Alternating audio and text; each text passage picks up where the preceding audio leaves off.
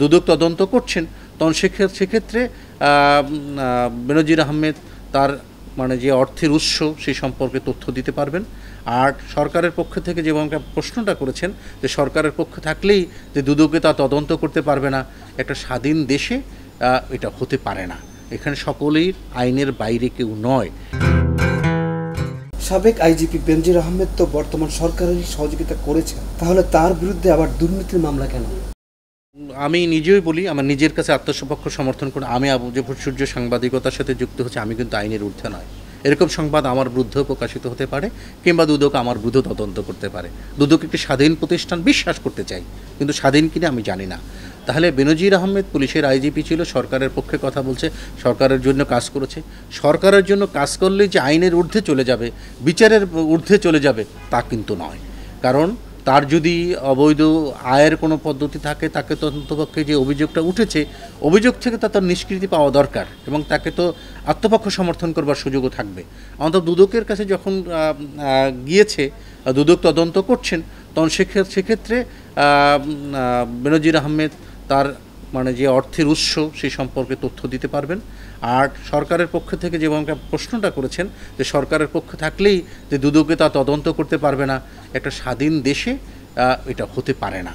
এখানে সকলেই আইনের বাইরে কেউ নয়, কিন্তু তার চাকরি জীবনে তার যে আয়ের যে ব্যবস্থা, তার সাথে গণমাধ্যমে যে সম্পদের যে বিবরণী আসছে, তার সাথে আসলে সঙ্গতিপূর্ণ নয়। তাহলে খেয়াল করতে হবে কোন গণমাধ্যমগুলোতে আসলে এই বিষয়গুলো আসছে। সেই গণমাধ্যমগুলো বাংলাদেশে একটি শিল্প গোষ্ঠীর, একটি পরিবারের সেই পত্রিকাগুলো থেকেই এই টেলিভিশনগুলোতেই তার এই সংবাদগুলো প্রচারিত হয়েছে। কিন্তু আমি আপনার প্রশ্নের সাথে এভাবে একমত হব না যে সরকারে থাকলে, সরকারের মন্ত্রী থাকলে তদন্ত হবে না। কারণ এই সরকারের অনেক মন্ত্রী, কিংবা এই সরকারের অনেক সচিব, এই সরকারের অনেক সংসদ সদস্য যারা সরকারের পক্ষে ছিল, তাদের বিষয়ে কিন্তু দুদক কিন্তু তদন্ত করেছে। কারো দুদক সেই তদন্ত করে কোনো কিছু পায়নি, তাদেরকে ক্লিনশিট দিয়েছে, অথবা কারো যে পেয়েছে এবং তাদেরকে দুদক বিচারিক জায়গায় নিয়ে আসছে। কিন্তু একথা বলাই যাবে না যে সরকারের পক্ষে কাজ করলেই বেনজির আহমেদ কাজ করেছে, সরকারের অনেক কাজে করেছে। সে রাষ্ট্রের চাকরি করেছে, রাষ্ট্রের চাকরি করতে গিয়ে রাষ্ট্রের সে দায়িত্বগুলো পালন করেছে। দায়িত্ব পালন করতে গিয়ে সে যদি অনৈতিক কোনো কাজ করে থাকে, তার জন্য বিচারের সম্মুখীন হবে। এটা আমার বেলায়, আমি যদি কোনো অপরাধ করে থাকি, আমি আইনের ঊর্ধ্বে হতে পারি না। কিন্তু আইনের ঊর্ধ্বের আগেই যদি ক্যামেরা ট্রায়াল করে কারো বিচারের সম্মুখীন করে তার যদি মানহানি করা হয়, তার যদি সম্মানহানি করা হয়, সেটাও তার জন্য সে আইনি সুরক্ষা পাবে, এটা আমি মনে করি। ব্যারিস্টার সুমন বেনজিরের দুর্নীতি নিয়ে সোচ্চার হয়েছেন। কেউ বলছেন সুমন তার এখতিয়ারের বাইরে কাজ করছে। একজন নাগরিক হিসাবে সে এগুলো বলতেই পারে। আবার সে যখন একজন আইন প্রণেতা, সংসদ সদস্য, সেই বিষয়গুলো নিয়ে পার্লামেন্টেও কথা বলতে পারেন। এখন উনি একজন আইনজীবী হিসেবে কথা বলেছেন, আইনজীবী হিসেবে ওনার বিষয়গুলো নিয়েছেন। কিন্তু আমিও কিংবা আপনিও কিংবা এই যে চেঞ্জ টিভি যারা দর্শক আমাদেরকে শুনছেন, কিংবা এর সাথে যারা যুক্ত রয়েছেন, তাদের যে কেউ যাদের রাষ্ট্রে যাদের অংশীদারিত্ব রয়েছে, এদেশের নাগরিকরা রাষ্ট্রের মালিক কিন্তু এই কথাগুলো বলতেই পারে এবং করতেই পারে। এবং অসুবিধা কী যে তার যদি অর্থের যদি সংকট থাকে, অর্থের যদি উৎসে সে যদি ব্যাখ্যা না দিতে পারে, যুৎসী কারণ দেখাতে না পারে, তাহলে সে বিচারের জায়গায় যাবে। কিন্তু এটাও যেন না হয় যে গায়ে পড়ে অথবা কাউকে বিব্রত করবার জন্য এই উদ্যোগ নিয়ে তার সীমার বাইরে ব্যবস্থা না নিতে পারে, অথবা এরকমও তো হতে পারে যে সে নিজে আরও জনপ্রিয় হওয়ার জন্য সেই ব্যারিস্টার সুমনের কাজটি করেছে। তাদের দুজনের প্রতি আমার শ্রদ্ধা রয়েছে। একজন আইন প্রণেতা ছিলেন, একজন বাংলাদেশের পুলিশের প্রধান ছিলেন। দুজনই একজন কাছে আইন শৃঙ্খলা বাহিনীর নেতৃত্বে ছিলেন, আর একজন দেশের আইন প্রণেতা হিসেবে নাগরিকরা তাকে বিবেচিত করেছে আইন তৈরি করবেন সংসদ সদস্য। কিন্তু তাদের দুজনকেই ভাবতে হবে যে আসলে কেউ কিন্তু আইনের ঊর্ধ্বে নয়। উনি যদি ওনার সীমার বাইরে বা ওনার জনপ্রিয়তাকে এস্টাবলিশ করবার জন্য কিংবা আত্মপক্ষ সমর্থন না দিয়ে যদি তাকে এমনভাবে হেয় করে, তাতে যদি ক্ষতিগ্রস্ত হয়, তাহলে বেনজির সাহেবেরও কিন্তু অধিকার রয়েছে তার বিরুদ্ধে, সে আইন প্রণেতা হলো, সে তো আইনের ঊর্ধ্বে নয়, তার বিরুদ্ধে ব্যবস্থা গ্রহণ করা। কারোই উচিত না সীমা লঙ্ঘন করা। এবং একটা আমি হলফ করে বলা দরকার, আমিও বলতে চাই যে ক্যামেরা ট্রায়াল যেন কারো না হয়। ক্যামেরা ট্রায়াল না কেন, বিচার করবে আদালত।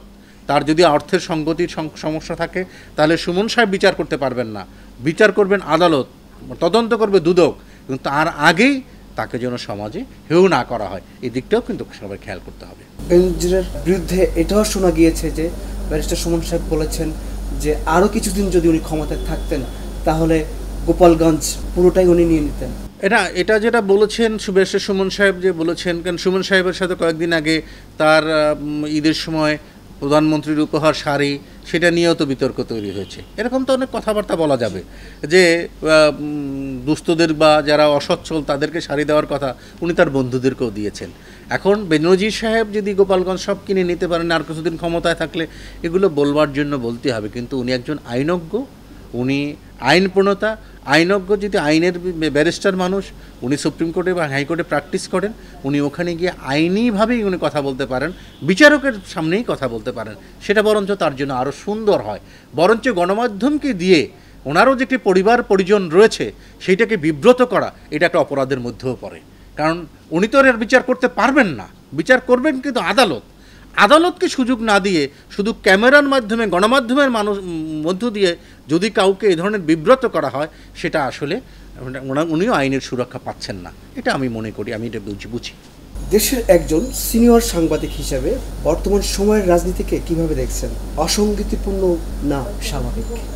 আমার কাছে মনে হচ্ছে যে রাজনীতির যে বর্তমান অবস্থা এবং কিছুদিন পর্যন্তই এটা আসলে আস্থাশীলতা বা অনাস্থাশীলতা এর মধ্য দিয়ে যাচ্ছে।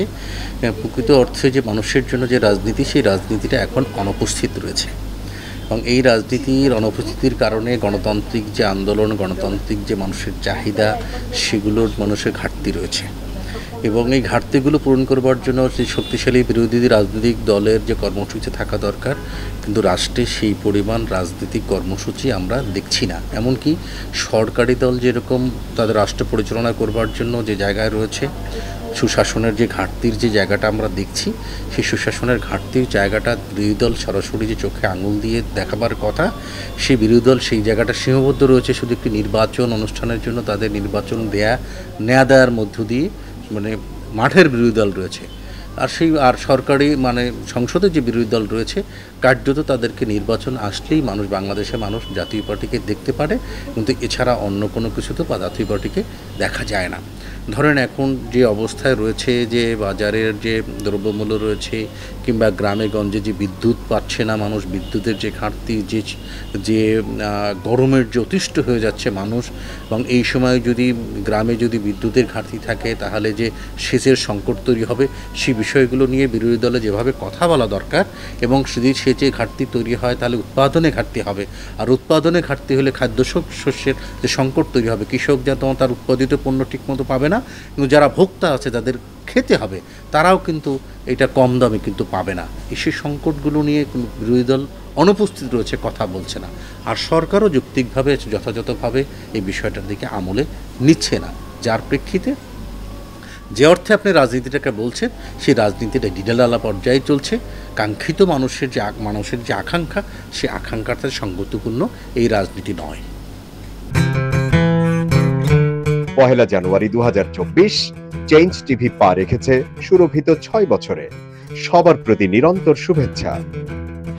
changetv.press আগামী 1 জানুয়ারি তার প্রতিষ্ঠা বার্ষিকী। আমি এটা জেনে অত্যন্ত আনন্দিত। আমরা আশা করছি changetv.press মুক্তিযুদ্ধের পক্ষে তারা কথা বলবে, সত্যের পক্ষে কথা বলবে, নিরপেক্ষ বলে কিছু নেই, সবসময় সত্যের পক্ষে থাকবে, এই প্রত্যাশা ব্যক্ত করছি। এর কলা কুশলী সবাইকে অভিনন্দন জানাচ্ছি, এর শ্রোতৃমণ্ডলীকেও অভিনন্দন জানাচ্ছি। 1 জানুয়ারির যেমন অভিনন্দন, একই সাথে চেঞ্জ টিভির প্রতিষ্ঠানের জন্য সবাইকে অভিনন্দন। চেঞ্জ টিভি প্রতিষ্ঠা বার্ষিকীতে আমরা এদেরকে ধন্যবাদ জানাই, চেঞ্জ টিভিকে উত্তরোত্তর সাফল্য কামনা করি। আর সাথে সাথে আমরা বিশেষ করে এদেরকে অনুরোধ করব যেন তারা দেশের পক্ষে এবং বাংলাদেশের জনগণের পক্ষে, ইসলামের পক্ষে, হকের পক্ষে, সত্যের পক্ষে তারা যেন সুন্দর পরিবেশন করতে পারে, এই আশাবাদ ব্যক্ত করি। আমি শুনে খুবই খুশি হয়েছি। চেঞ্জ টিভি প্রতিষ্ঠার পর থেকে এটি অত্যন্ত বস্তুনিষ্ঠ খবর পরিবেশন করছে। তাছাড়াও দেশের অর্থনীতি, রাজনীতি বিভিন্ন বিষয় নিয়ে তারা জাতির সামনে বিভিন্ন তথ্য তুলে ধরে। আমি মনে করি বাংলাদেশকে আরও উন্নত বিকশিত করার জন্য চেঞ্জ টিভি আরও অবদান রাখবে এবং বাংলাদেশে একটা অন্যতম গুরুত্বপূর্ণ একটা মিডিয়া হিসেবে প্রতিষ্ঠা লাভ করবে।